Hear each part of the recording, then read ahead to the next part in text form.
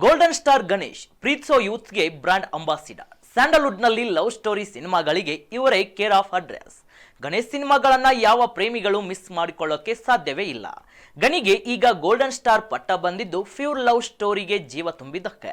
ಪ್ರೇಮಿಗಳ ನಾಡಿ ಮಿಡಿತ ಅರ್ಥ ಮಾಡಿಕೊಂಡು ಅದಕ್ಕೆ ತಕ್ಕನಾದ ಕತೆ ಆಯ್ಕೆ ಮಾಡಿ ಅಭಿನಯಿಸೋ ಕಲೆಗಾರ ಗಣೇಶ್. ಆದ್ರೆ ಗಣಿ ಈಗ ಕೊಂಚ ಬದಲಾಗಿದ್ದಾದ್ರೂ ಹಂಗಿಂಗಲ್ಲ. ಈಗ ಗಣಿ ಶಿವನ ಬಿಲ್ಲನ್ನ ಹಿಡಿದು ಮಹಾಸೂರರ ವಿರುದ್ಧ ಮಂತ್ರ ಹಾಕಿ ರೌದ್ರಾವತಾರ ತಾಳಿದ್ದಾರೆ.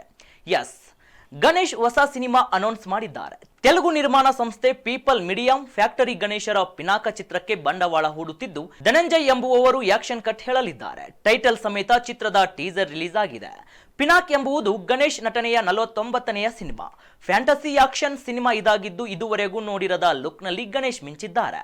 ಜನರಿಗಾಗಿ ಬದುಕಿದ ಧೀರನ ದಂತಕತೆ ಚಿತ್ರ ಪಿನಾಕ್. ಕ್ಷುದ್ರ ಶಕ್ತಿಯ ಎದುರು ರುದ್ರ ಶಕ್ತಿಯ ಹೋರಾಟದ ಸ್ಟೋರಿ ಪಿನಾಕ್.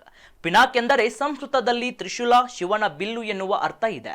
ಹೀಗಾಗಿ ಇಷ್ಟು ದಿನ ಲವ್ ಸ್ಟೋರಿಗೆ ಕೇರ್ ಆಫ್ ಅಡ್ರೆಸ್ ಆಗಿದ್ದ ಗಣೇಶ್ ಈಗ ಅತೀಂದ್ರಿಯ ಶಕ್ತಿಯ ಕಥೆಯಲ್ಲಿ ಅದನ್ನೇಗೆ ಮೂಡಿ ಮಾಡ್ತಾರೆ ಎಂದು ಕಾದ್ ನೋಡಬೇಕು.